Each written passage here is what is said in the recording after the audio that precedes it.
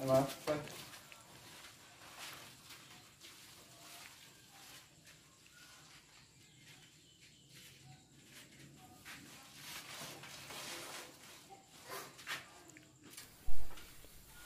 hai hai, ketemu lagi.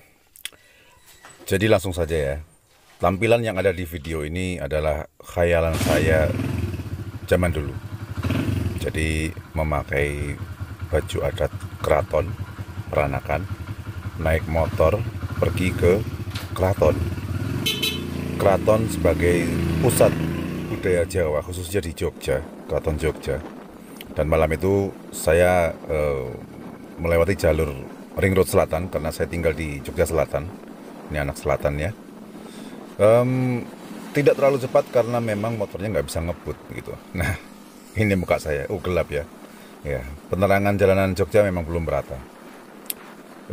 Singkat cerita, saya ketemu Mas Wawan ternyata.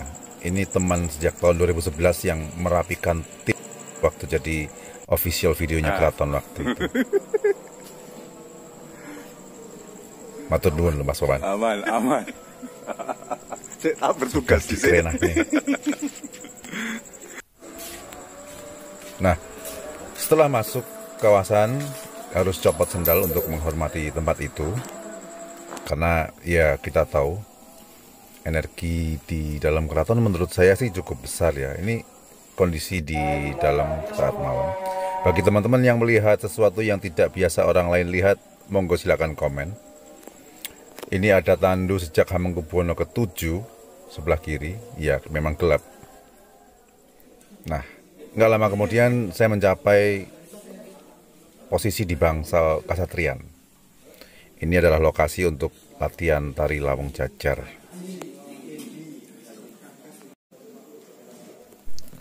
Salah satu tarian pusaka yang dimiliki oleh Keraton Yogyakarta adalah Beksan Lawong Ageng. Tari yang menggambarkan adu ketangkasan prajurit bertombak.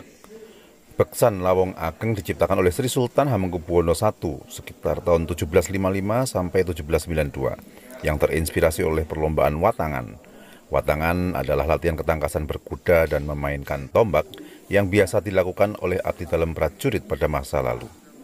Dalam watangan yang juga dikenal dengan sebutan seton karena dimainkan tiap hari Sabtu, seorang prajurit akan berkuda sambil membawa tombak berujung tumpul yang disebut lawung. Lawung tersebut kemudian digunakan untuk menyerang dan menjatuhkan lawan.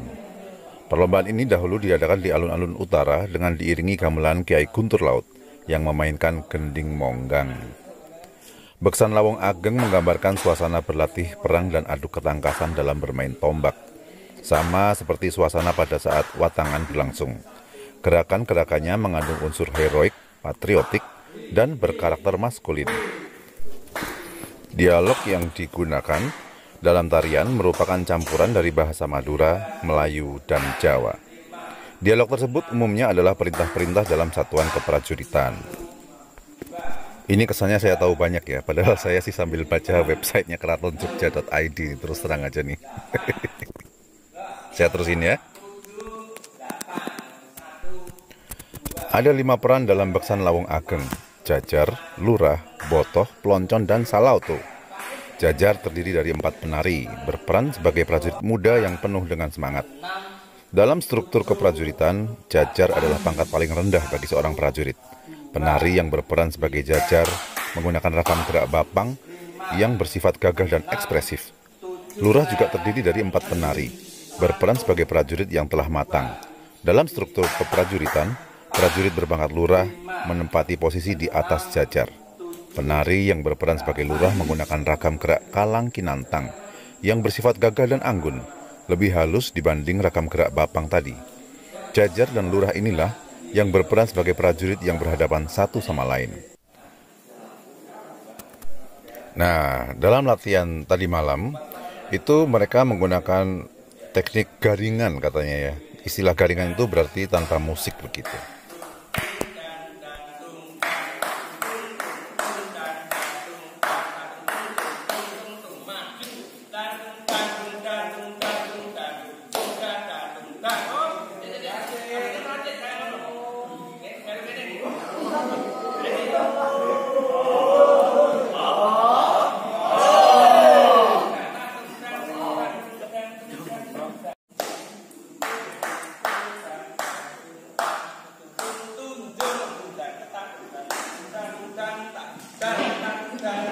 Jadi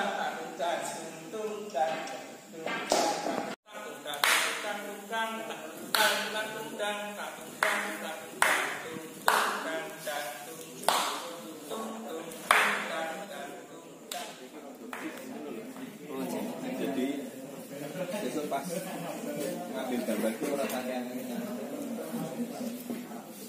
jadi pakai Nah, setelah selesai latihan, saya sempat menerusin diskusi dan ngobrol di rumah Mas Sastro. Kemudian tibalah saatnya saya pulang, karena udah hampir mendekati tengah malam. Kalau lewat tengah malam saya jadi Cinderella nanti ya. Garing gak sih?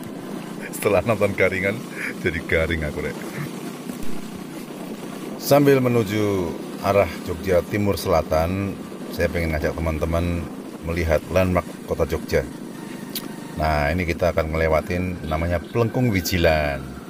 Di sini sentra gudeg, makanan khas Yogyakarta. Plengkung Wijilan, kemudian saya muter balik, terus ini ada pojok beteng yang baru. Nanti sejarahnya akan diceritakan. Banyak sih yang udah cerita soal itu. Terus ya, sampai segini dulu ceritanya. Sampai jumpa di cerita berikutnya. Terima kasih, matur nuwun.